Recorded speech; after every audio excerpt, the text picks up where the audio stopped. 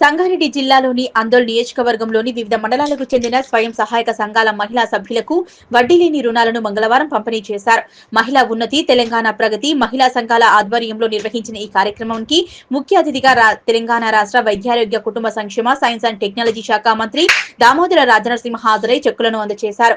మహిళలను చైతన్యం చేస్తేనే సమాజంలో నిజమైన మార్పు వస్తుందని, మహిళా సాధికారతే తమ ప్రభుత్వ లక్ష్యమని తెలిపారు. ఈ సందర్భంగా మంత్రి మాట్లాడుతూ అందోల్ నియోజకవర్గంలోని 4039 మహిళా సంఘాలకు 4.52 కోట్లు, జిల్లాలో 15,909 సంఘాలకు మొత్తం 18.25 కోట్లు వడ్డీ లేని రుణాలు పంపిణీ చేసినట్లు తెలిపారు. స్వయం సహాయక సంఘాలు ఆర్థిక అభివృద్ధికి మార్గదర్శకాలు అవుతున్నాయని మంత్రి పేర్కొన్నారు.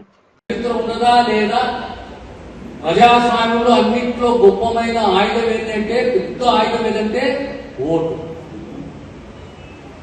మనం ఓటుని చాలా తేలికగా తీసుకుంటాం, కానీ ఓటు ఇప్పుడు తేలికగా తీసుకుంటున్నాం. ఎందుకు అంటే నా భవిష్యత్తు, నా పిల్లల భవిష్యత్తు, నా కుటుంబము, నా గ్రామము, నా ప్రాంతము, నా వృత్తి, నాకు అందిన సంక్షేమం. సంక్షేమం ఏ రకంగా ఉండాలి? భద్రత ఉండాలి, ఎదుగుదల ఉండాలి, దానికి తోడు విద్యా వైద్యం ఉండాలి. నా పిల్లలకు ప్రమాణంతో కూడిన విద్య ఉండాలి, నా తల్లిదండ్రులకు, నా పిల్లలకు ఆరోగ్య భద్రత, ఆరోగ్య రక్షణ ఉండాలి. ఇవి రెండే కుటుంబానికి కావాల్సింది, ఒకటి విద్య, ఒకటి వైద్యం. నేను ఒక భార్యగా, నేను ఒక బిడ్డగా నేను ఎదగాలి, 4 పైసలు సంపాదించుకోవాలి. ఓ క్రమశిక్షణతోటి ఓ సంఘంలో ఉండి ఆ సంఘం ద్వారా నేను ఎదిగే ప్రయత్నం చేయాలి.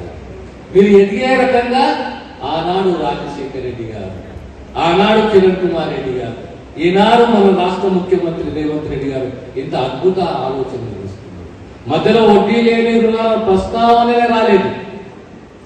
వచ్చిన ఎక్కడ పోయిందో తెలియదు, కానీ కాంగ్రెస్ ప్రభుత్వం వచ్చిన తర్వాత 3 విడతల మీకు వడ్డీ లేని రుణాలు వచ్చినాయి. జిల్లాకు సంబంధించి సుమారు 50 కోట్ల రూపాయల వడ్డీ లేని రుణాలు మీకు ఈ రోజు అందినాయి. ఇంతకుముందే మా సురేఖ చెప్తుండే, మా పుల్కల్ మండలకు 90 లక్షలు వచ్చినాయి అని చెప్పేసి. ఎన్ని సంఘాలకు వచ్చినాయి? పుల్కల్ మండలం ఎన్ని సంఘాలు కలిసి 90 లక్షల రూపాయలు వచ్చినాయి. మన ప్రాంతానికి సుమారు 4,50,00,000 రూపాయలు అందోల్ నియోజకవర్గానికి మన సంఘాలకు వడ్డీ లేని పైసలు మనకు వస్తాయి. మన జిల్లాకు 18 కోట్ల దాకా వచ్చింది. దానికి తోడు ఈరోజు మీరు అన్ని రంగాలలో నైపుణ్యాన్ని పొందాలి, 4 పైసలు సంపాదన చేయాలి అనే ఉద్దేశంతో ఎన్ని రకాల పథకాలు